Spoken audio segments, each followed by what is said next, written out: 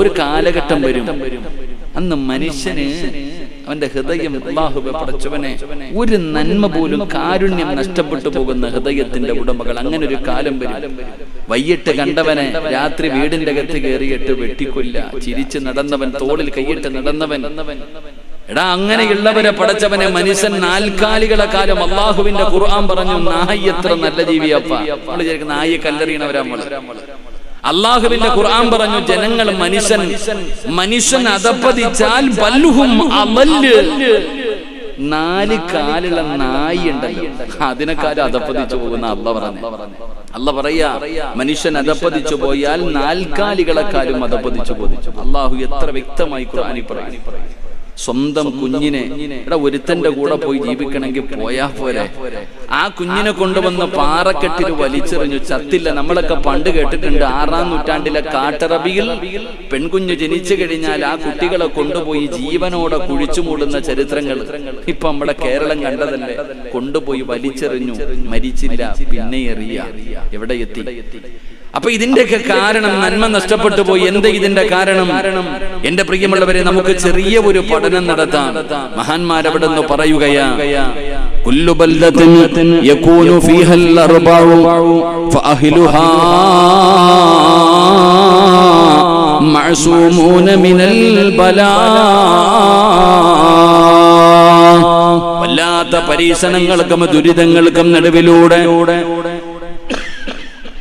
വല്ലാത്ത അദാബുകൾക്ക് നടുവിലൂടെ പടച്ചവനെ ഞാനും ഇങ്ങനെ നിങ്ങളും ഇങ്ങനെ നടന്നു പോകുമ്പോൾ എന്തുകൊണ്ടാണ് ഒരു അവസാനമില്ലാതെ പടച്ച റബ്ബിന്റെ പരീക്ഷണങ്ങൾ നമ്മളെ തേടി വരികയാണ്?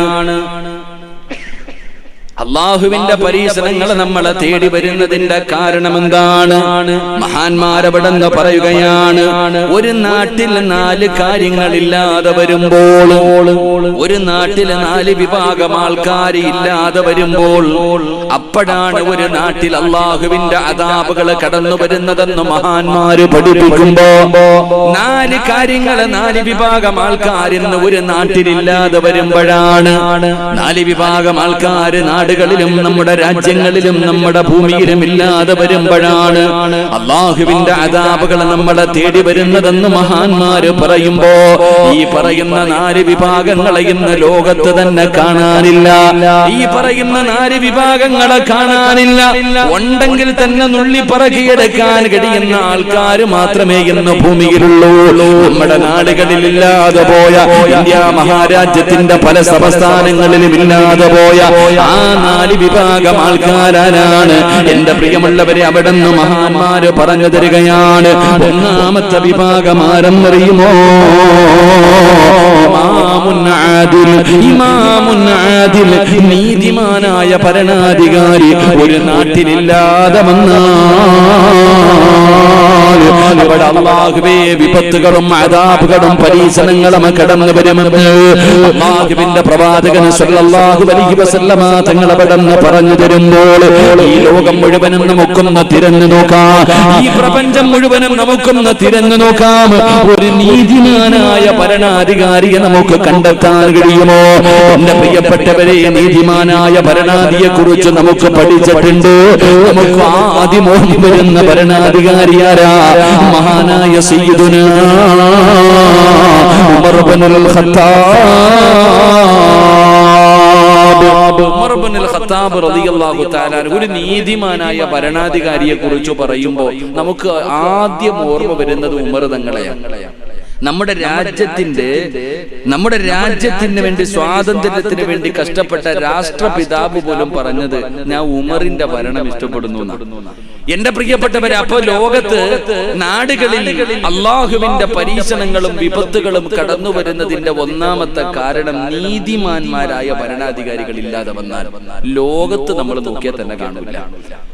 ലോകം മുഴുവനും നമ്മൾ തിരഞ്ഞു നോക്കിയാൽ ഒരു നീതിമാനായ ഭരണാധികാരിയെ നമുക്ക് കണ്ടെത്താൻ കഴിയില്ല. അങ്ങനെ ഉണ്ടെങ്കിൽ തന്നെ അത് വളരെ അല്ലാഹുവേ പടച്ചവനെ വല്ലാത്തൊരവസ്ഥയിലായിരിക്കും. ഇനി ലോകത്തിന്റെ കാര്യം പോകട്ടെ, നമ്മുടെ രാജ്യം നോക്ക്. നമ്മുടെ രാജ്യത്ത് ഇപ്പൊ എന്താന്ന് വെച്ചാ, ഞാൻ അങ്ങോട്ട് കൂടുതലൊന്നും പറയണില്ല, കാരണം ഈ വഴല് ലൈവാ, അതുകൊണ്ട് ഞാൻ കൂടുതൽ പറയണില്ല.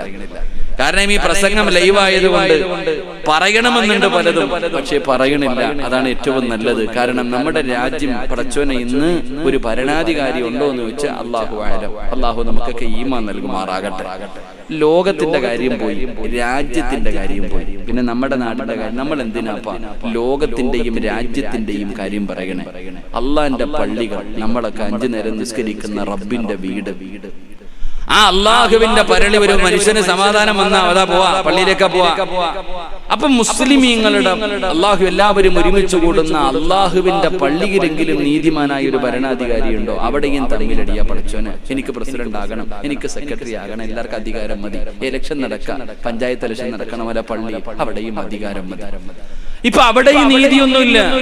അള്ളാഹുവിന്റെ പള്ളിക്കകത്ത് പോലും പടച്ചവനെ നീതി നടക്കുന്നില്ല. അതിനുവേണ്ടി നമ്മൾ ഇപ്പോഴും തല്ലല. ഇപ്പോഴും അവിടെ തന്നെ പല പ്രശ്നങ്ങളാ. ഞാൻ കൂടുതലൊന്നും വ്യക്തമായി നമുക്ക് മനസ്സിലാവേണ്ടി ഞാൻ പറയണില്ല. അള്ളാഹു ഈ മാതിരുമാറാകട്ടെ. അപ്പൊ ലോകത്തുമില്ല, നമ്മുടെ രാജ്യത്തുമില്ല, നമ്മുടെ നാടുകളിലുമില്ല, നമ്മുടെ പള്ളികളിലുമില്ല. ഇനി നമ്മളൊക്കെ ഒരു ഭരണാധികാരികളാണ്. ഞാനൊരു ഭരണാധികാരിയാ. ഏത് രാജ്യത്തിന്റെയാന്ന് നിങ്ങൾ ചോദിക്കും. നിങ്ങൾ എല്ലാവരും ഈ ഇരിക്കണ അധികം പേരും ഒരു ഭരണാധികാരിയാ. നിങ്ങൾ ലോകത്തിന്റെ ഭരണാധികാരിയല്ല, രാജ്യത്തിന്റെ ഭരണാധികാരിയല്ല, ഒരു സംസ്ഥാനത്തിന്റെ ഭരണാധികാരിയല്ല. നിങ്ങൾ വാർഡ് മെമ്പറോ പഞ്ചായത്തൊന്നും അല്ലപ്പാ. നിങ്ങളൊക്കെ ആരാന്നറിയോ? നിങ്ങളൊരു ഭരണാധികാരിയാ. എവിടത്തെ ഭരണാധികാരി? നീ നിന്റെ വീട്ടിലെ ഭരണാധികാരിയാണെന്ന് നബി മുഹമ്മദ് മുസ്തഫ. നബി മുഹമ്മദ് മുസ്തഫ സല്ലല്ലാഹു അലൈഹി വസല്ലമ തങ്ങൾ പറയുന്നു, നമ്മളെല്ലാവരും ഒരു വീട്ടുനാഥൻ, വീട്ടിലെ വാപ്പ, വീട്ടിലെ ഭരണാധികാരിയാ. നീ ഭരിക്കേണ്ടത് ആരെയാ? നിന്റെ ഭാര്യയെ, നിന്റെ മക്കൾ. അള്ളാഹുവിന്റെ റസൂൽ സല്ലല്ലാഹു അലൈഹി വസല്ലമ തങ്ങൾ ഹജ്ജത്തുൽ വിദാഇലെ പ്രഭാഷണത്തിൽ മുത്തുനബി എവിടെന്ന് പറഞ്ഞു? ഇത്തഖുല്ലാഹ ഫിന്നിസാ. മുത്തുനബി എവിടെന്ന് പറഞ്ഞു? പെണ്ണുങ്ങളുടെ കാര്യത്തിൽ നിങ്ങൾ അള്ളാഹനെ സൂക്ഷിക്കണം. നിങ്ങളുടെ ഭാര്യമാർ, നിങ്ങളുടെ മക്കൾ അള്ളാഹു നിങ്ങൾക്ക് നൽകിയിരിക്കുന്ന അമാനത്താണ്. എടാ, നാളെ പടച്ച റബ്ബിന്റെ പരലോകത്ത് ചെല്ലുമ്പോ നീ നിസ്കരിച്ചോ, നീ ഖുർആൻ ഓതിയോ, എടാ സദക്ക കൊടുത്തോ, പോടാന്ന് പറഞ്ഞ് നിന്റെ കാര്യങ്ങൾ നോക്കിയിട്ടല്ലോ സ്വർഗത്തിൽ വിടല്ല. അള്ളാഹു അവിടെ വെച്ചിട്ട് ചെല്ലുമ്പോ നിന്റെ കാര്യങ്ങൾ ചോദിക്കുന്നതിനോടൊപ്പം നിന്റെ ഭാര്യയെ കുറിച്ച് നിന്നോട് ചോദിക്കും. എന്റെ ഭാര്യയെ കുറിച്ച് അള്ളാഹു നാളെ എന്നോട് വിചാരണ ചെയ്യും. എന്റെ മക്കളെ കുറിച്ചും നാളെ അള്ളാഹുവിനോട് എന്നെ വിചാരണ ചെയ്യും. അതിന് നാളെ പടച്ച റബ്ബിന്റെ മുന്നിൽ ഞാൻ മറുപടി പറയേണ്ടി വരുമെന്ന് അള്ളാഹുവിന്റെ റസൂൽ അവിടെ നിന്ന് പഠിപ്പിക്കുമ്പോൾ, എന്റെ പ്രിയമുള്ളവരെ, സദസ്സിലിരിക്കുന്ന വയല് കേൾക്കാമെന്ന എന്റെ പ്രിയപ്പെട്ട ഉപ്പമാരോട്, മാതാപിതാക്കളോട്, നിങ്ങളെല്ലാവരും ഒരു ഭരണാധികാരിയാണ്. പക്ഷേ നിങ്ങൾ നീതിമാനായ ഒരു ഭരണാധികാരിയാണോ? നിന്റെ വീടിന്റെ അകത്ത് നടക്കുന്നത് പടച്ചവനെ നീതിയായ ഒരു ഭരണമാണോ? സ്വന്തം വീടിന്റെ അകത്ത് പോലും നീതി നടക്കുന്നില്ലല്ലോ. എന്താണ് നീതി എന്ന് പറഞ്ഞാൽ?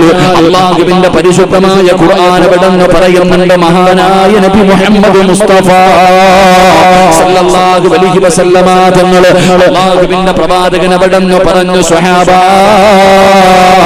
നിങ്ങൾ ഖുർആനിലെ ഒരു ആയത്ത് ഓതിയാൽ നിങ്ങൾക്ക് സ്വർഗ്ഗം കിട്ടും. സ്വഹാബാ, നിങ്ങൾ ഖുർആനിലെ ഒരു ആയത്ത് ഓതിയിട്ട് ദുആ ചെയ്താൽ ഒരു ദുആയാണ്. ഇത് പറയുന്നവന് സ്വർഗ്ഗത്തിൽ ഒരു കൊട്ടാരമുണ്ടെന്നാണ്. റബ്ബനാ ഹബ് ലനാ മിൻ അസ്വാജിനാ. അല്ലാഹുവിന്റെ വിശുദ്ധമായ ഖുർആനാണ് പറയുന്നത്. റബ്ബനാ ഹബ് ലനാ മിൻ അസ്വാജിനാ വദുരിയാതിനാ ഖുർറത അയ്യുനിൻ വജഅൽനാ ലിൽമുത്തഖീന ഇമാമാ. ഇത് പറയുന്നവന് സ്വർഗ്ഗത്തിലൊരു കൊട്ടാരമുണ്ടെന്നാണ് ലോകത്തിന്റെ നേതാവാണ് പറയുന്നത്. എന്താണ് പറയുന്നത്? റബ്ബനാ ഹബ് ലനാ മിൻ അസ്വാജിനാ. അല്ലാഹുവേ, പടച്ച റബ്ബേ, എനിക്ക് നിന്നെ പേടിയുള്ള ഒരു സാലിഹത്തായ പെണ്ണിനെ ഭാര്യയാക്കി തരണേ തമ്പുരാനേ. ദുആ ചെയ്യുന്ന ഭർത്താവിനെ തരാറ്, ഭർത്താവ് ആണുങ്ങൾ ദുആ ചെയ്യുന്ന ഭാര്യയെ കിട്ടാറ്. എന്നിട്ട് രണ്ടാമത് പറയുന്നു, നാഥാ എന്റെ കണ്ണിന് കുളിർമയുള്ള പടച്ചവനെ പ്രായമാകുന്ന കാലത്ത് എന്നെ നല്ലതുപോലെ നോക്കുന്ന എനിക്ക് ഹിദ്മത്ത് ചെയ്യുന്ന പടച്ചവനെ എന്റെ മയ്യത്ത് കുളിപ്പിക്കാൻ അറിയുന്ന മയ്യത്ത് നമസ്കരിക്കാൻ അറിയുന്ന കബറിന്റെ ചാരത്ത് വന്ന് ദുആ ചെയ്യുന്ന നാളെ പടച്ച റബ്ബിന്റെ പരലോകത്ത് വെച്ച് എന്റെ കയ്യിൽ പിടിച്ചുകൊണ്ട് സ്വർഗ്ഗത്തിലേക്ക് കൊണ്ടുപോകുന്ന സ്വാലിഹായ സന്താനങ്ങളെ തരണേ എന്നിട്ട് മൂന്നാമത് പറയുകയാണ് ഈ മുത്തഖീന ഇമാമ ഇവിടെ ഇരിക്കുന്ന ബാപ്പമാരോട് ദുആ ചെയ്യാൻ ഖുർആൻ പറഞ്ഞ ദുആയാണല്ലോ പറയണമെന്ന് മുത്തുനബി പറഞ്ഞല്ലോ എന്താണ് പറയുന്നത് എനിക്ക് സ്വാലിഹായ ഭാര്യയെ തരണം എനിക്ക് സ്വാലിഹായ മക്കളെ തരണം എന്നിട്ട് അവസാനം പറയുന്ന നാഥാ മുത്തഖീന ഇമാമ എന്റെ ഭാര്യക്കും മക്കൾക്കും ഇമാമത്ത് നിൽക്കാൻ അർഹതയുള്ള എന്റെ ഭാര്യക്കും മക്കൾക്കും ഇമാമത്ത് നിൽക്കാൻ അർഹതയുള്ള ഒരു പിതാവാക്കി എന്നെ മാറ്റണേ ചെയ്യണേ എന്ന് മുത്തുനബി എവിടെന്ന് പറയുമ്പോ ഇരിക്കുന്ന ഞാൻ ഉൾപ്പെടെയുള്ള വാപ്പമാരോട് ഞാൻ ചോദിക്കുകയാ നീ നിന്റെ ഭാര്യക്കൊരു മാതൃകയാണോ നിന്റെ മക്കൾക്കൊരു മാതൃകയാണോ അവർക്ക് രണ്ടുപേർക്കും ഇമാമത്ത് നിൽക്കാനുള്ള അർഹതയെങ്കിലും നിനക്കുണ്ടോ വല്ലവരെ ചിന്തിക്കേണ്ട സമയമാണ് നന്നാകാൻ തുടങ്ങേണ്ടത് സ്വന്തമാണ് ആദ്യം നീ നന്നാകണം പിന്നെ നിന്റെ ഭാര്യ മക്കളെ നന്നാക്കണം അവിടെ നിന്നല്ലേ തുടങ്ങേണ്ടത് നിങ്ങൾക്ക് ഞാനൊരു വാപ്പയെ പഠിപ്പിച്ചു തരാം ഒരു വാപ്പാനെ നിങ്ങൾക്ക് ഞാൻ പറഞ്ഞു തരാം മഹാനായ പടച്ചവനെ അബൂബക്കർ റളിയല്ലാഹു തആല അൻഹു ഒരു ദിവസം സുബഹി നമസ്കാരം കഴിഞ്ഞു അബൂബക്കർ തങ്ങളും സ്വഹാബത്തും കൂടെ ഇബ്നു മസ്ഊദ് റളിയല്ലാഹു തആല അൻഹുവിന്റെ വീട്ടിലേക്ക് കടന്നു പോവുകയാ സുബഹി നമസ്കാരം കഴിഞ്ഞിട്ട് സ്വഹാബത്ത് ഇബ്നു മസ്ഊദ് റളിയല്ലാഹു തആല അൻഹുവിന്റെ വീട്ടിലേക്ക് കടന്നു ചെന്നു എല്ലാവരും ഇബ്നു മസ്ഊദ് തങ്ങളുടെ വീടിന്റെ മുന്നിൽ നിൽക്കുകയാണ് ഇബ്നു മസ്ഊദ് തങ്ങളുടെ വീടിന്റെ അകത്താണ് അവിടെ പറഞ്ഞ് എല്ലാവരോടും കേറിയിരിക്കാൻ സ്വഹാബത്തിനോട് കേറിയിരിക്കാനുള്ള അനുവാദം കൊടുത്തു ആരും കേറുന്നില്ല വീട്ടിലെ ഹാദിമത്തായ പെണ്ണ് വന്നിട്ട് പറഞ്ഞു നിങ്ങൾ വീടിന്റെ അകത്ത് കയറി യജമാനൻ അനുവാദം തന്നിരിക്കുന്നു നിങ്ങളെ കേറിയിരിക്കാൻ പറഞ്ഞിരിക്കുന്നു എന്നിട്ടും ആരും കേറുന്നില്ല അവനും അവസാനം ഇബ്നു മസ്ഊദ് റളിയല്ലാഹു തആല അൻഹു സ്വഹാബത്തിനോട് ചോദിക്കുകയാ നിങ്ങൾ എന്തേ വീടിന്റെ അകത്ത് കയറാത്തത് നിങ്ങൾക്ക് അനുവാദം തന്നിട്ടും നിങ്ങൾ എന്തേ കയറാത്തത് സ്വഹാബത്ത് പറഞ്ഞു ഇബ്നു മസ്ഊദ് വെളുപ്പാങ്കാല സമയമാണല്ലോ സുബഹിന്റെ സമയം കഴിഞ്ഞ സമയമാണല്ലോ നിങ്ങളുടെ പെൺമക്കളൊക്കെ വീടിന്റെ അകത്ത് കിടന്ന് ഉറങ്ങുകയാണല്ലോ നിങ്ങളുടെ മക്കളൊക്കെ കിടന്നുറങ്ങുകയാണെങ്കിൽ നിങ്ങൾ വീടിന്റെ അകത്തേക്ക് കയറി വന്നാൽ അവർക്കൊരു ബുദ്ധിമുട്ടാകില്ലേ തങ്ങള് അതുകൊണ്ടാണ് ഞങ്ങളുടെ വീടിന്റെ വെളിയിൽ നിൽക്കുന്നതെന്ന് സ്വഹാബത്ത് പറയുമ്പോ ഇബ്നു മസ്ഊദ് റളിയല്ലാഹു തആല അൻഹു കരയുകയാണ് ഇബ്നു മസ്ഊദ് തങ്ങളുടെ കണ്ടടങ്ങളെ നിറഞ്ഞു ഒഴുകുകയാണ് അല്ലാഹുവേ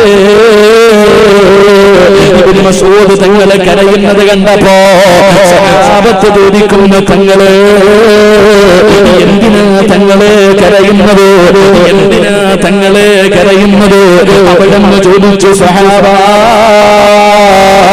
നിങ്ങൾ എന്നെ കുറിച്ച് എന്തേ കരുതിയത് ഞാൻ ഉത്തരവാദിത്തമില്ലാത്ത ഒരു വാപ്പയാണെന്ന് നിങ്ങൾ കരുതിയോ ഇബ്നു മസ്ഊദ് റളിയല്ലാഹു തആല അൻഹുവിന്റെ വീട്ടിലേക്ക് കുറെ സഹാബത്ത് സുബഹി കഴിഞ്ഞപ്പോ വന്നു എല്ലാവരോടും പറഞ്ഞു കേറിയിരിക്കാൻ ആരും കേറണില്ല എല്ലാരും പുറത്തേക്കാ അവസാനം ഇബ്നു മസ്ഊദ് തങ്ങൾ തന്നെ ചോദിച്ചു നിങ്ങൾ എന്താ കേറാത്ത അല്ല തങ്ങളെ സുബഹി കഴിഞ്ഞ സമയല്ലേ ചെറിയ മക്കളൊക്കെ ഉണ്ടല്ലോ അവരൊക്കെ വീടിന്റെ അകത്ത് കിടന്ന് ഉറങ്ങുവാണെങ്കിൽ ഞങ്ങൾ കേറി വന്നാൽ ശല്യാകുമല്ലോ അതുകൊണ്ട് പുറത്തു നിന്നാ ഇബ്നു മസ്ഊദ് റളിയല്ലാഹു തആല അൻഹു കരയാ എന്നിട്ട് ചോദിക്കാ നിങ്ങൾ എന്നെ കുറിച്ച് എന്തേ കരുതിയ ഞാൻ ഉത്തരവാദിത്തം ഇല്ലാത്തൊരു വാപ്പയാണെന്ന് ഞാനൊരു ഉത്തരവാദിത്തമില്ലാത്ത വാപ്പയാണെന്നാണോ നിങ്ങൾ കരുതിയേ ഇബ്നു മസ്ഊദ് എഴുന്നേറ്റിട്ടുണ്ടെങ്കിൽ എന്റെ ഭാര്യയും മക്കൾ എഴുന്നേറ്റിട്ടുണ്ടാകും മരിക്കണ കാലം വരെ ഞാൻ എഴുന്നേറ്റിട്ടുണ്ടെങ്കിൽ എന്റെ വീടിന്റെ അകത്ത് എന്റെ മക്കളും എന്റെ ഭാര്യയും എഴുന്നേറ്റുണ്ടാകും. എന്തേ നിസ്കരിക്കാൻ വിളിക്കാത്ത വാപ്പയാ ഞാൻ? ധൈര്യമായിട്ട് സഹാബ നിങ്ങൾ കേറിക്കോ എന്ന് മഹാനായ സയ്യിദുന ഇബ്നു മസ്ഊദ് റളിയല്ലാഹു തആല അൻഹു, അല്ലാഹു ഈമാൻ നൽകുമാറാകട്ടെ, അല്ലാഹു ഈമാൻ നൽകുമാറാകട്ടെ. ആ സഹാബി പറയാ, ഞാൻ ഉത്തരവാദിത്തമുള്ള ഒരു വാപ്പയാ, ഞാൻ എഴുന്നേറ്റിട്ടുണ്ടെങ്കിൽ എന്റെ മക്കൾ എഴുന്നേറ്റിട്ടുണ്ടാകും, നിർബന്ധമായിട്ട് ഞാൻ എഴുന്നേൽപ്പിക്കും, കാരണം ഞാനൊരു ഉത്തരവാദിത്തമുള്ള വാപ്പയാ.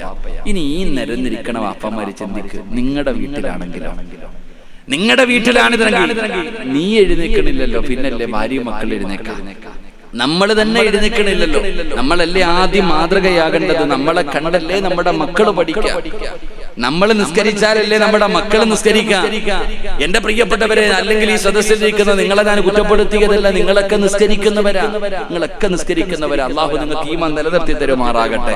പക്ഷേ എന്റെ പ്രിയപ്പെട്ട സഹോദരങ്ങളെ, അള്ളാഹുവിന്റെ റസൂൽ സല്ലല്ലാഹു അലൈഹി വസല്ലമ തങ്ങൾ പറഞ്ഞു, അള്ളാഹുവിന്റെ കോടതിയിലെ ഏറ്റവും നശിച്ചവര് 3 വിഭാഗം. അള്ളാഹു അവരോട് സംസാരിക്കാറില്ല, അവരുടെ മുഖത്ത് നോക്കാറില്ല, ഒരു കരുണയും അള്ളാഹു കാണിക്കാറില്ല. നബിയെ, ആരാ നബിയെ, ആരാ നബിയെ വൃത്തികെട്ടവർ? സഹാബ, അത് 3 വിഭാഗം ആൾക്കാർ. അതിലെ 1ാമത്തെ വിഭാഗം തന്റെ ഭാര്യയും മക്കളും തെറ്റ് ചെയ്യുന്നത് കണ്ടിട്ട് നിസ്സാരമായി തള്ളിക്കളയുന്ന വാപ്പയാണെന്ന് നബി മുഹമ്മദ് മുസ്തഫ സല്ലല്ലാഹു അലൈഹി വസല്ലമ തങ്ങൾ അവിടെ നിന്ന് പറയുന്നു, നിങ്ങളൊക്കെ നിസ്കരിക്കുന്നവരാ, പക്ഷെ നിങ്ങളുടെ മക്കൾ നിസ്കരിക്കാറുണ്ടോ? അവിടെ ചോദ്യം. നിങ്ങളുടെ ഭാര്യ നിസ്കരിക്കാറുണ്ടോ? അവരെ നിസ്കരിപ്പിക്കേണ്ട ബാധ്യത നിനക്കുണ്ട്. നിങ്ങളുടെ ഭാര്യയും മക്കളും നിസ്കരിക്കണമല്ലോ, നീ മാത്രം നിസ്കരിച്ചാ പോരല്ലോ. അള്ളാഹുവിന്റെ ഖുർആൻ പറഞ്ഞത്, എടാ സ്വർഗത്തിൽ പോകുമ്പോ നീ ഒറ്റയ്ക്ക് പോടാന്നല്ലോ. അള്ളാന്റെ ഖുർആൻ പറഞ്ഞത്, നീ പോകുമ്പോ നിന്റെ പെണ്ണുമ്പിള്ളയും മക്കളെയും കൂടെ കൊണ്ടുപോകാൻ.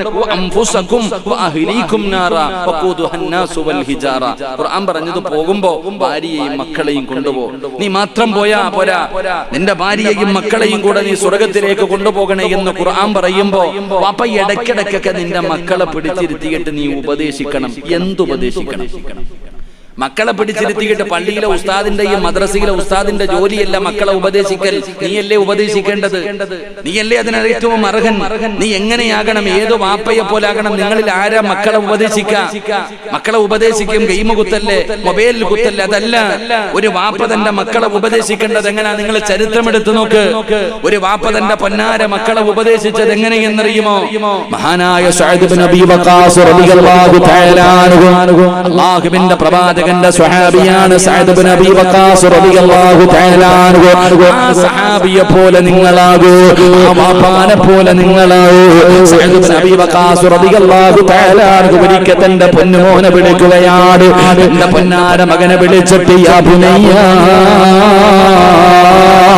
ഉപ്പാട പൊന്നുമോനെ, ഉപ്പ നിന്നെ ഉപദേശിക്കാൻ പോവുകയാണ്, ഉപ്പ നിന്നെ ഉപദേശിക്കാൻ പോവുകയാണ്. നിന്നെ ഉപദേശിക്കാൻ എന്നെക്കാളും അർഹതയുള്ള വേറെ ഒരു മനുഷ്യനും ഈ ലോകത്തില്ലല്ലോ. വാപ്പ തന്റെ പൊന്നാര മകനെ അടുത്തു പിടിച്ചിരിക്കുകയാണ്. എന്നിട്ട് പറഞ്ഞു, സ്നേഹത്തോടെ ഉപദേശങ്ങളാണ് പറഞ്ഞു കൊടുത്തത്. ഒരു വാപ്പ തന്റെ പൊന്നാര മകനോട് പറഞ്ഞു കൊടുത്ത 1ാമത്തെ ഉപദേശം എന്തെന്നറിയുമോ? ഈ 40ഉം 50ഉം 60ഉം വയസ്സുള്ള വാപ്പ അതിന്റെ ജീവിതത്തിൽ ഒരിക്കൽ പോലും പറഞ്ഞു കൊടുക്കാത്ത 3 ഉപദേശം. ഇത് കേൾക്കുമ്പോ നീ വിചാരിക്കും, പടച്ചവനെ ഈ ഉപദേശമാണോ? സഅദ് ഇബ്നു അബീ വഖാസ് റളിയല്ലാഹു തആല അൻഹു തന്റെ പൊന്നാര മകനെ കൊടുത്ത 3 ഉപദേശം പറഞ്ഞിട്ട് നമുക്ക് ദുആ ചെയ്യാം. 1ാമത്തെ ഉപദേശം എന്തെന്നറിയുമോ? ഇദാ അറദ്ത അൻ തുസല്ലി ഫഅഹ്സിനു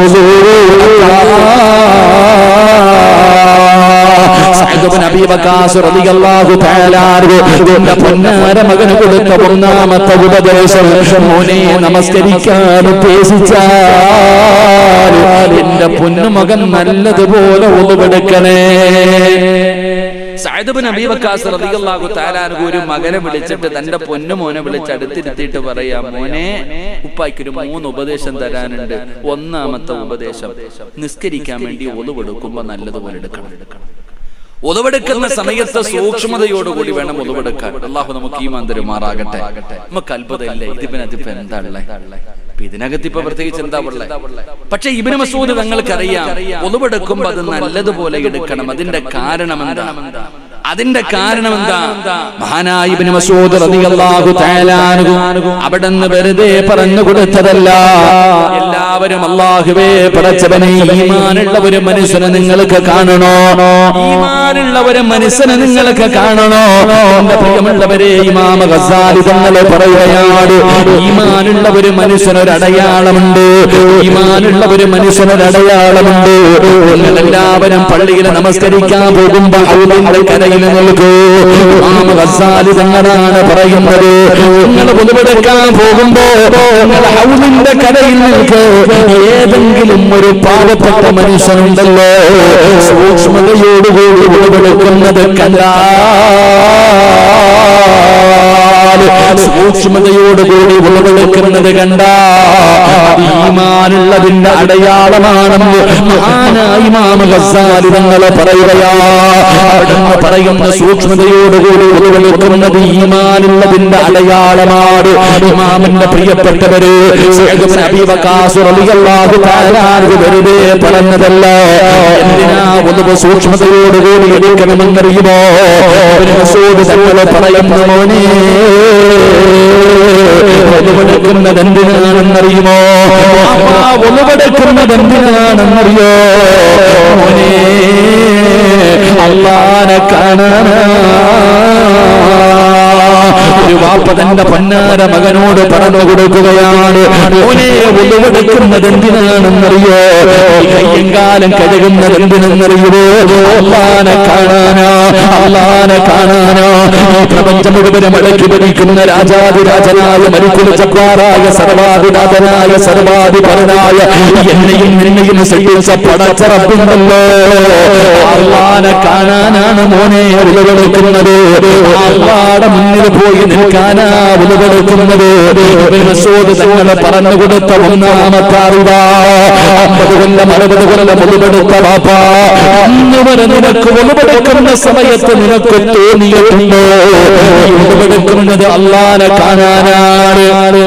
ഞാൻ ഉളവെടുക്കുന്നത് അല്ലാഹനെ കാണാനാ. എനിക്കോ നിങ്ങൾക്കോ ഇന്ന് വരെ തോന്നിയിട്ടുണ്ടോ? ഇബ്നു മസ്ഊദ് തങ്ങളെ മകനോട് പറഞ്ഞു കൊടുക്കുകയാണ്, മോനെ ഉളവെടുക്കുന്നത് അല്ലാഹനെ കാണാനാ. അതുകൊണ്ട് എന്റെ പൊന്നുമകനെ സൂക്ഷ്മതയോടുകൂടി വേണം ഉളവെടുക്കാൻ. എന്റെ പ്രിയപ്പെട്ടവരെ, ഉളവെടുക്കുന്നവര് മനുഷ്യൻ അല്ലാഹു കൊടുക്കുന്ന പ്രതിഫലമെന്താ?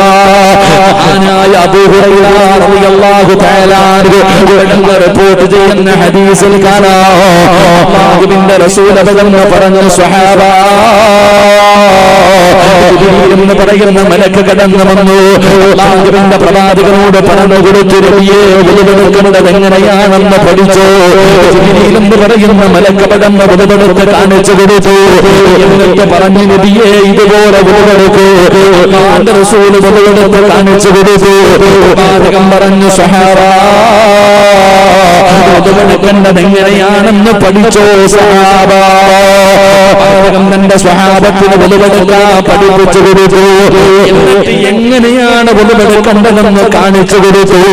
എന്നിട്ട് പ്രവാചകൻ പറഞ്ഞു, സ്വഹാബത്തെ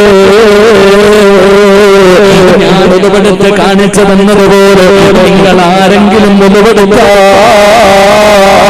നിങ്ങളുടെ പാപങ്ങൾ അല്ലാഹു പുറത്തു കൊള്ളും സ്വഹാബ. കൈ കഴുകുമ്പോ കൈകൊണ്ട് ചെയ്ത പാപങ്ങളാ വെള്ളത്തിൽ നിന്ന് പോവുകയാണ്. ഈ മുഖം കഴുകുമ്പോ, വാ കഴുകുമ്പോ, കൈമുട്ടുകൾ കഴുകുമ്പോ, കാല് കഴുകുമ്പോ, ഒരേ പടച്ചവനെയതാ അല്ലാഹുവേ ആ ഒഴുകുന്ന വെള്ളത്തുള്ളികളിൽ നിന്റെ ജീവിതത്തിൽ ചെയ്തു പോയ പാപങ്ങൾ മുഴുവനും അല്ലാഹു കഴുകി ശുദ്ധമാക്കുകയാ. പാപം മുഴുവനും കഴുകിക്കളയാറ് റബ്ബിന്റെ മുന്നിലേക്ക് കടന്നു ചെല്ലുമ്പോ പ്രസവിച്ച മക്കളെ പോലെയാണ് കടന്നു പോകുന്നത്. അല്ലാഹുവേ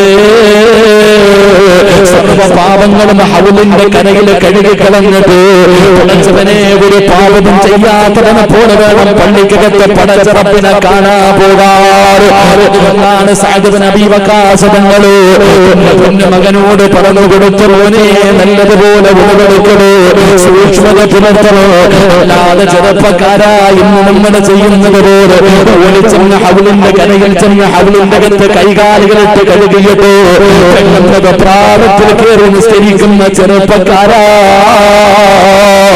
നഷ്ടമെന്താണെന്ന് നിനക്കറിയുമോ? അതിലൂടെ നിനക്കുണ്ടാകുന്ന നഷ്ടമെന്തെന്നറിയോ? എന്റെയും നിങ്ങളുടെയും ജീവിതത്തിലെ ഏറ്റവും വലിയ മോഹമാണ് ഈ ലോകത്തിൽ നിന്ന് യാത്ര പറയുമ്പോ എന്ന് പറയുന്ന മലക്ക് കടന്നു വന്ന് നമ്മുടെ റൂഹ് ഒഴുകുന്ന അവസാന സമയത്ത് ലാ ഇലാഹ ഇല്ലല്ലാഹ് മുഹമ്മദുർ റസൂലുള്ളാഹ് ഷഹാദത്ത് കലിമ പറഞ്ഞു മരിക്കണമെന്നല്ലോ, ഷഹാദത്ത് കലിമ പറഞ്ഞു മരിക്കണമെന്നല്ലോ. എന്റെ പ്രിയമുള്ള സഹോദരാ, നേരെ ചൊവ്വെടുക്കാതെ നല്ലതുപോലെ കൈകാലുകൾ കഴുകാതെ ഓടിച്ചെന്ന് പള്ളിക്കകത്ത് കയറി ചെന്നിട്ട് പടച്ച റബ്ബിന്റെ മുന്നിൽ നിന്ന് ഒന്നുമില്ലാതെ അല്ലാഹുവിനെ കളിയാക്കുന്ന യുവത്തിലേ ഒന്നുമില്ലാതെ നിസ്കരിക്കുന്നത് പാപമല്ലേ? ചിന്തിക്ക്, ഓടി വന്ന് ഹൗദിന്റെ കരയിൽ വന്ന് എന്തെങ്കിലും കാണിച്ച് നേരെ ചൊവ്വ ഒതുവെടുക്കാതെ നേരെ പള്ളിക്കകത്ത് കയറി അള്ളാഹുടെ മുന്നിൽ കൈകെട്ടിയിട്ട് അള്ളാഹിനെ കളിയാക്കിയ അള്ളാഹ് നമ്മളെയും കളിയാക്കും, അള്ളാഹു നമ്മളെയും കളിയാക്കും. എപ്പോ ഈ ലോകത്ത് നിന്ന് യാത്ര പറയുന്ന സമയം എല്ലാവരും അടുത്തു വന്ന് നിന്ന് ലാ ഇലാഹ ഇല്ലല്ലാഹ് പറഞ്ഞു തരും. പറയാനുള്ള ആഗ്രഹത്തോടെ നീ പറയാൻ ശ്രമിക്കുമ്പോ അള്ളാഹു നിന്റെ നാവിന് അതിനുള്ള ശക്തി തരില്ലെന്ന് നബി മുഹമ്മദ് മുസ്തഫ നബി മുഹമ്മദ് മുസ്തഫ സല്ലല്ലാഹു അലൈഹി വസല്ലം തങ്ങൾ പറയാ, നീ അള്ളാനെ കളിയാക്കി നീ എങ്ങനെ ഓടി വരിക ഹൗദിന്റെ അകത്ത് തലയിട്ട് മുക്ക ഓടിക്കേറ? എന്റെ സഹോദര, അല്ല ചിന്തിക്കാത്ത എന്റെ എടാ ഉദവെടുക്കുമ്പോ എങ്ങനെ എടുക്കണ്ടേ? എന്നാ ഉദവെടുക്കേണ്ടത് മഹാന്മാര് പഠിപ്പിക്കുന്നുണ്ട്. നീ സമാധാനത്തോടെ കൈമുട്ടുൾപ്പെടെ ഒരല്പം മുകളിലേക്ക് കയറിയ വേറെ പ്രതിഫലം നിനക്കുണ്ട്, ആ കയറ്റിയതിന് വേറെ പ്രതിഫലമുണ്ടല്ലോ. പോയി ഹൗദിന്റെ അകത്തിട്ട് മുക്കിയിട്ട് പോകണം, നിനക്ക് എന്ത് പ്രതിഫല മക്കളെ? നേരെ ചൊവ്വ ഇന്നത്തെ ചെറുപ്പക്കാരുടെ മുടിയും അതിനകത്തൊക്കെ എന്തൊക്കെ വാരി തേക്കാൻ പറ്റുമോ അതൊക്കെ വാരി തേച്ചിട്ട് നീ ഒന്നുവെടുത്തിട്ട് എന്ത് കാര്യം? നീ അള്ളാടെ മുന്നിൽ പോയി ഒന്നുവില്ലാതെ നിന്ന് പടച്ച റബ്ബിനെ കളിയാക്ക, കോമാളിയാക്ക അള്ളാനെ. അപ്പൊ പിന്നെ അള്ളാഹ് നിന്നെ കളിയാക്കില്ലേ, നിന്റെ ആഖിബത്ത് വരെ മോശമായി പോകും. അള്ളാഹു നമ്മളെ കാത്തിരക്ഷിക്കുമാറാകട്ടെ, അള്ളാഹു നമ്മളെ കാത്തിരക്ഷിക്കുമാറാകട്ടെ. എന്റെ പ്രിയമുള്ളവർ, ഏറ്റവും പ്രയാസമുള്ള സമയം, നല്ല തണുപ്പുള്ള സമയം, അപ്പോൾ പോലും നമ്മൾ സൂക്ഷ്മത പുലർത്തണം. അവിടെ നിന്ന് തന്റെ പൊന്നാര മകനോട് പറഞ്ഞു കൊടുത്തു, മോനെ ഏറ്റവും കൂടുതൽ പ്രയാസമുള്ള സമയത്ത് വേണം ഈമാനുള്ളതിന്റെ അടയാളമാണ് സമാധാനത്തിൽ ഉതവെടുക്കുക. ഈമാനുള്ള ഒരു മനുഷ്യന്റെ അടയാളമാണ് സമാധാനത്തിൽ ഉതവെടുക്കുക. അവിടെ നിന്ന് പറയുന്നു, ഏറ്റവും കൂടുതൽ പ്രയാസമുള്ള സമയത്ത് വേണം നീ സൂക്ഷ്മത പുലർത്താൻ, അല്ലാതെ തണുപ്പാണെന്ന് കരുതിയിട്ട് പെട്ടെന്ന് ഉതവെടുക്കലല്ല. അങ്ങനെ ഏറ്റവും കൂടുതൽ പ്രയാസമുള്ള സമയത്ത് നീ നല്ലതുപോലെ ഉതവെടുത്താൽ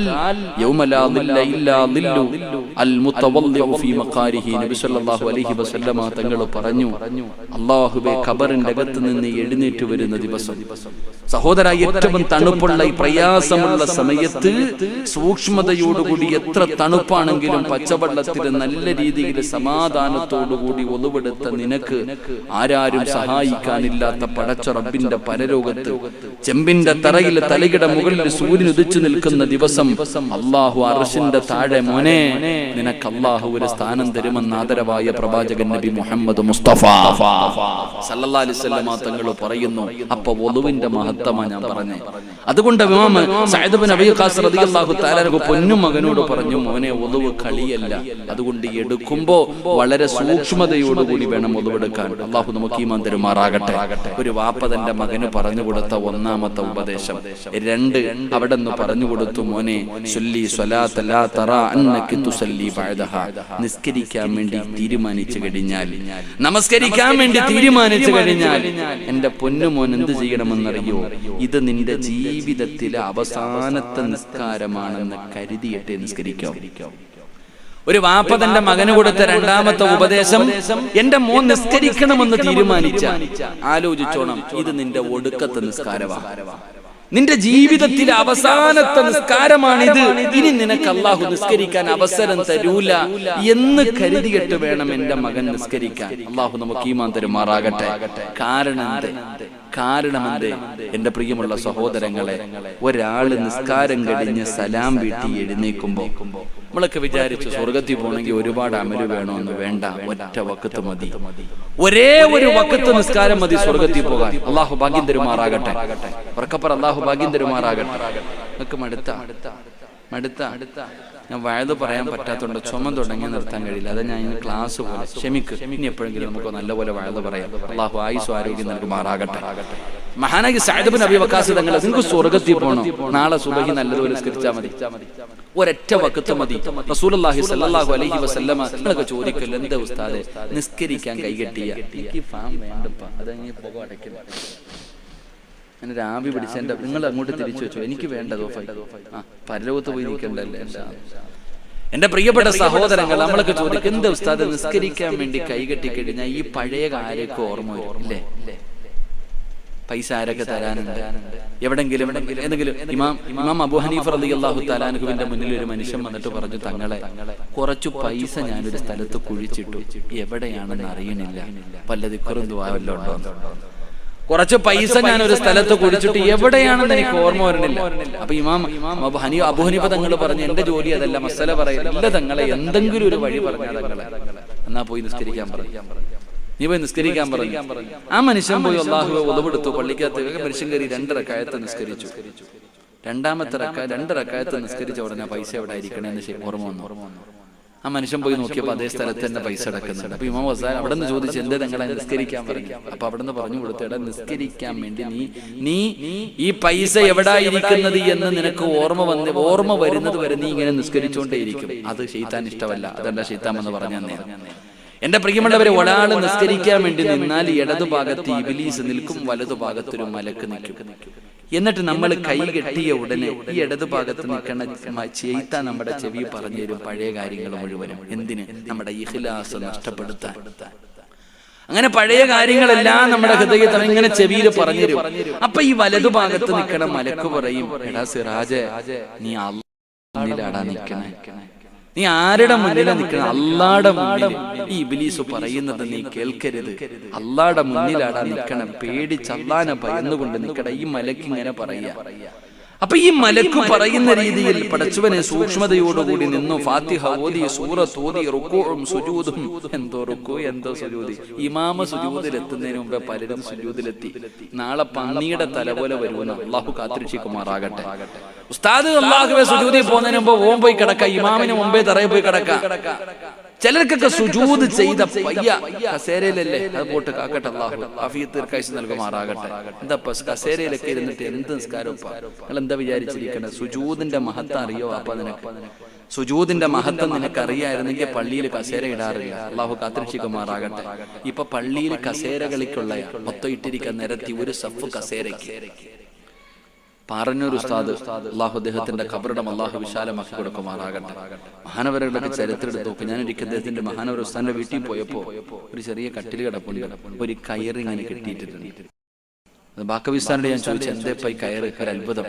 അപ്പൊ പറഞ്ഞു, വാപ്പ സുഖമില്ലാതെ കിടക്കുന്ന സമയത്തും ഈ കയറിൽ പിടിച്ചിട്ട് നിന്ന് നിസ്കരിക്കും. അപ്പൊ ഒരിക്കൽ മകൻ ചോദിച്ചു, ഇത്ര വാപ്പ ആരാ? സാധാരണ ആളൊന്നും അല്ലപ്പ, നിങ്ങളെ ഉദ്ദേശിക്കണ പോലെ സാധാരണ ഒരാളല്ല പറഞ്ഞ ഉസ്താദ്. അദ്ദേഹത്തിന്റെ സ്മരണ എടുത്ത് വായിച്ചു നോക്കി. ഒരു ദിവസം രോഗിയായി കിടക്കുമ്പോ അവസാന സമയത്ത് വീടിന്റെ മുൻഭാഗമൊക്കെ വൃത്തിയാക്ക. അപ്പൊ മക്കള് ചോദിച്ചു, എന്തേ വാപ്പ വൃത്തിയൊക്കെ ആക്കണേ? കല്യാണം വല്ലതും ഉണ്ടോ? ഒന്നില്ല, അതൊക്കെ നാളെ മനസ്സിലാവും, എല്ലാം മനസ്സിലാകും.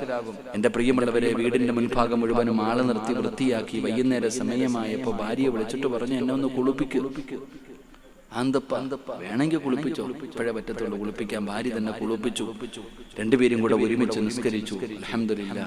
പിറ്റേ ദിവസം മക്കൾക്ക് മനസ്സിലായി വാപ്പ വീട് വൃത്തിയാക്കിയത് എന്തിനാണെന്ന്. മരണപ്പെട്ടുപോയി. അള്ളാഹു ഖബറിടം വിശാലാക്കി കൊടുക്കുമാറാകട്ടെ. ആ മഹാന്റെ അവസ്ഥ പറയുന്നത്, പ്രശ്നം മകൻ ചോദിച്ചപ്പം പറഞ്ഞു, നീ ഏത് കിതാബിലാ കണ്ടിരിക്കണേന്ന്? കസേരയിൽ ഇരുന്ന് സുജൂദ് ചെയ്താ ശരിയാകണേ. എന്റെ പ്രിയപ്പെട്ട വാപ്പ, നിനക്ക് സുജൂദിന്റെ വില അറിയോ? അള്ളാഹുവിന്റെ റസൂൽ സല്ലല്ലാഹു അലൈഹി വസല്ലമ തങ്ങൾ പറഞ്ഞു, ഒരാൾ സുജൂദ് ചെയ്യുമ്പോൾ ആ മനുഷ്യന്റെ ജീവിതത്തിൽ ചെയ്ത പാപങ്ങൾ മുഴുവനും തലയുടെ മുകളിൽ വന്നിരിക്കും. തലയുടെ മുകളിൽ ചെയ്ത പാപം മുഴുവനും വന്നിരിക്കും. സുജൂദി കിടക്കുമ്പോ ഉണക്ക മരത്തിൽ നിന്ന് ഇലകൾ പൊഴിഞ്ഞു വീഴുന്നത് പോലെ നിന്റെ തലയിൽ നിന്ന് പാപങ്ങൾ താഴേക്ക് പൊഴിഞ്ഞു വീഴുമെന്ന് നബി മുഹമ്മദ് മുസ്തഫ സല്ലല്ലാഹു അലൈഹി വസല്ലമ തങ്ങൾ അതാ സുജൂദ്. ആ സുജൂദ് ചെയ്യുമ്പോ നിന്റെ അവയവം നെറ്റിത്തടം, മൂക്ക്, 2 കൈകൾ, 2 മുട്ടുകൾ, 2 കാലിൻ വിഭാഗങ്ങൾ, ഇത്രയും സ്ഥലങ്ങൾ സുജൂദ് ചെയ്യണം. ഇതിലെ ഏതെങ്കിലും ഒരു അവയവം, ചിലത് നെറ്റി കുത്തിയാ നിൽക്കണം, മൂക്ക് തൊടാറില്ല. നീ ഏതെങ്കിലും ഒരു അവയവത്തെ നീ ഒഴിവാക്കിയാൽ ആ അവയവം അവിടെ കടന്നുകൊണ്ട് നിന്നെ ശപിക്കുമെന്ന് നബിയുനാ റസൂലുള്ളാഹി. അതുകൊണ്ടാ ഉസ്താദ് മഹാന്മാര് പറഞ്ഞത്, നീ ഒറ്റയ്ക്ക് നിസ്കരിക്കുന്ന സമയത്ത് സുജൂദ് ദീർഘിപ്പിക്കണേ. എന്റെ വാപ്പ നീ അതാ എന്നോട് പറഞ്ഞു ഇരുന്ന് നിസ്കരിക്കണം, നീ നിന്ന് നിസ്കരിക്കാൻ പറ്റാത്തവൻ ഇരുന്ന് നിസ്കരിക്കണം. കസേരയിലാണെന്ന് ആരാ പറഞ്ഞു നിനക്ക്? കസേരയിലാണെന്ന് ആരാ പറഞ്ഞ്? ഈ സുജൂദ് ചെയ്യാൻ വാപ്പ ചെയ്യാൻ പറ്റത്തില്ല എന്ന് പറയുന്ന വാപ്പാടെ മുന്നിൽ ഒരു 2004 നോട്ടിട്ട് നോക്ക്, പറന്നു വീഴും ആ വാപ്പയെ കസേരയിൽ നിസ്കരിക്കാം. എന്റെ പ്രിയപ്പെട്ടവരെ, ഈ തപ്പ നമ്മുടെ എല്ലാ അവയവങ്ങളും ഈ മലക്ക് പറയുന്ന രീതിയിൽ നമ്മൾ നമസ്കരിച്ചു കഴിഞ്ഞാൽ റസൂലുള്ളാഹി തങ്ങൾ പറയുകയാണ്, അവസാനം തഹയ്യാത്തിലിരുന്നു അസ്സലാമു അലൈക്കും വറഹ്മത്തുള്ളാഹി എന്ന സലാം വീട്ടിയെട്ടി എഴുന്നേക്കുമ്പോ മലക്കനെ കെട്ടിപ്പിടിക്കുകയാണ്.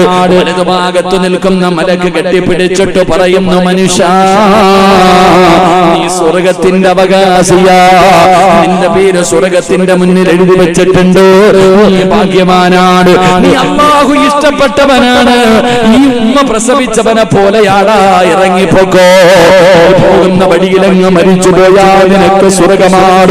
നിസ്കാരപ്പായിൽ നിന്ന് എഴുന്നേറ്റ് പോകുന്ന മനുഷ്യനോട് മലക്ക് പറഞ്ഞു വിടുന്നത് ഇങ്ങനെയാണ്. പക്ഷേ തോന്നുന്നത് പോലെ നിസ്കരിച്ച ചെറുപ്പക്കാരാ, മലക്ക് പറയുന്നു, എടാ നശിച്ചവരെ, എടാ വൃത്തികെട്ടവരെ, അല്ലാഹുവിന്റെ നരകത്തിന്റെ മുന്നിൽ നിന്റെ പേരെഴുതി വെച്ചിട്ടുണ്ട്, എല്ലാം കളഞ്ഞല്ലോടാ, നീ നഷ്ടപാടിയാടാ, അടുത്ത വഖത്തിന് മുമ്പ് നീ തൗബ ചെയ്യാതെ മരിച്ചുപോയാ നീ നരകത്തിന്റെ അവകാശിയാടാ എന്ന് പറഞ്ഞിട്ട് നിറകണ്ണുകളോടെ മലക്ക് ഇറക്കി വിടുമെന്ന് പ്രവാചകൻ അവിടെ നിന്ന് പറയുമ്പോ കളിയില്ല, ഒറ്റ ഒരു വകുത്തും അത് സ്വർഗത്തിൽ പോകാൻ. അത് നിസ്കാരമാകണം, അത് നിസ്കാരമാകണം. എങ്ങനെ നിസ്കരിക്കണമെന്നറിയോ? ഒരാൾക്ക് നമസ്കാരത്തിൽ ഖൗഫ് ഉണ്ടാകണമെങ്കിൽ, ഭയഭക്തി ഉണ്ടാകണമെങ്കിൽ, പ്രിയപ്പെട്ടവരെ അവിടെ മഹാന്മാര് പഠിപ്പിച്ചു തരികയാ. എന്റെ പ്രിയപ്പെട്ടവരെ, ഈമാനോടുകൂടി ഭയഭക്തിയോടുകൂടി നിസ്കരിക്കണമെന്ന് നിനക്ക് ആഗ്രഹമുണ്ടോ? അതാ മഹാന്മാരവിടെ പറയുകയാണ്. എന്റെ പ്രിയപ്പെട്ടവരെ, 4 കാര്യങ്ങളാണ് അവിടെ പറയുന്നത്. എന്റെ പ്രിയപ്പെട്ട സഹോദരാ, നമസ്കാരം കളിയല്ല, ആഖിറത്ത് മോശമായി പോകുന്ന കാര്യമാണ്, അവസാനം മോശമായി പോകുന്ന ചെറുപ്പക്കാരാ. അതുകൊണ്ട് നമസ്കാരത്തിൽ ഖൗഫ് കിട്ടണമെങ്കിൽ ഒരു വഴി പറഞ്ഞു തരാ. നമസ്കരിക്കുന്നതിന് വേണ്ടി നീ കേറുമ്പോ എങ്ങനെ നമസ്കരിക്കണമെന്നറിയോ? നാളത്തെ സുബഹിയാണ് എന്റെ ജീവിതത്തിൽ അവസാനത്തെ സുബഹി, നാളത്തെ സുബഹിയാണ് എന്റെ ജീവിതത്തിൽ അവസാനത്തെ നിസ്കാരം. നാളെ ദുഹർ നിസ്കരിക്കാനില്ല തമ്പുരാനെ, എന്നെ ജനാസ പള്ളിയിൽ കൊണ്ടുവെക്കുമല്ലോ, എന്റെ അവസാനത്തെ നിസ്കാരമാണല്ലോ എന്ന് കരുതിയിട്ട് മോനെ നീ നിസ്കരിക്കണേ എന്ന് സഅദ് ഇബ്നു അബീ വഖാസ് റളിയല്ലാഹു തആല അൻഹുവിന്റെ പൊന്നാര മകനോട് പറഞ്ഞു കൊടുക്കുമ്പോ മൂന്നാമത്തെ ഉപദേശമുണ്ട്. അപ്പമാരെ പറഞ്ഞു കൊടുക്കേണ്ട മൂന്നാമത്തെ ഉപദേശമുണ്ട്. സഅദ് ഇബ്നു അബീ വഖാസ് റളിയല്ലാഹു തആല അൻഹുവിന്റെ പൊന്നാര മകനോട് പറയുന്നു, മോനെ വയ്യാക വത്തമഅ ഫഇന്നഹു